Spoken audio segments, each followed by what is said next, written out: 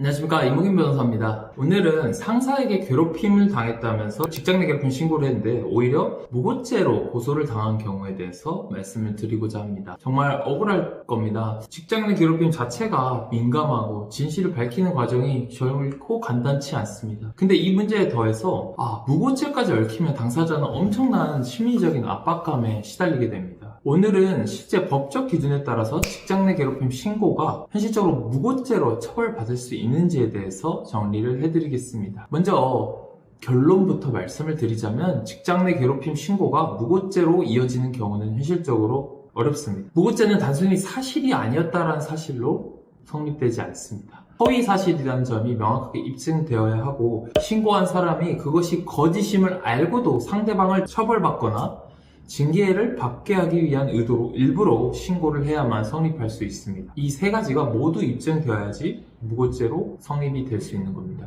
현실적으로는 이걸 입증하기가 굉장히 어렵습니다. 과장과 거짓은 다릅니다. 누군가는 분명 괴롭힘이라고 느꼈을 수 있고 그 감정을 토대로 신고했을 수 있습니다.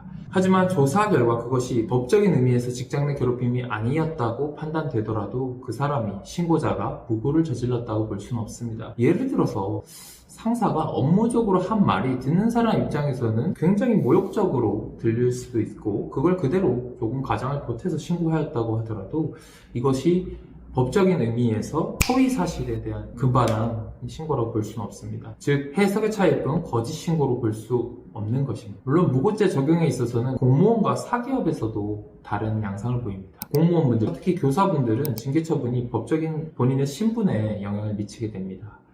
결국 무고죄가 성립을 하려면 징계 처분을 받게 하려는 의도가 있어야 하는데 이것이 허위 사실이라는 것이 입증이 돼야 되는데 실무상 정말 말 그대로 아무런 행위가 없는 경우를 제외하고는 허위, 그릇된 신고했다는 걸 입증하기가 매우 어렵습니다. 굉장히 공무원들에게는 징계 처분이 치명적일 수 있기 때문에 제한적이고 신중한 판단을 하고 있는 것입니다. 오히려 반대로 무분별한 고소나 진정, 이러한 압박이 문제가 되는 경우가 있습니다. 예를 들어서 실제로 어떤 사건에서는 불기소 처분이 난 것을 바탕으로 지속적으로 다른 기관에 알리겠다와 같이 협박을 계속한 경우 직장 내 괴롭힘으로 인정된 사례가 있습니다.